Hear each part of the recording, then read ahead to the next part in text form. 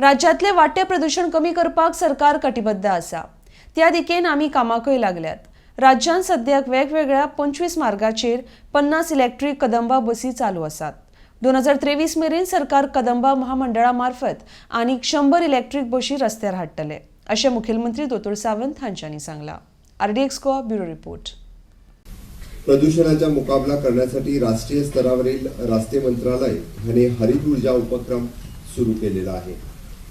गोव्यात हरित तंत्रज्ञानाचा वापर करण्याच्या उद्देशाने सध्या आमच्याकडे 25 वेगवेगळ्या मार्गावरती 50 इलेक्ट्रॉनिक कदंबा बसेस कार्यरत आहेत आणि माझ्या सरकारच्या उद्दिष्टाच्या नुसार आपण 2023 पर्यंत आणखी 100 ई बसेस आपण या ठिकाणी त्याची वृद्धी होईल। 2023 पर्यंत आपण पणजी, वाळपई, पेडणे, साखळे अशी 50 चार्जिंग स्टेशन सुरू करणार आहोत।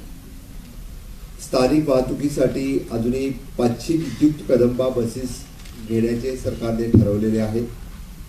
त्यामुळे निश्चितच मला वाटतं की ई ट्रान्सपोर्टेशन सिस्टममध्ये खूप मोठी प्रगती गोवा सरकारच्या नुसार होणार आहे।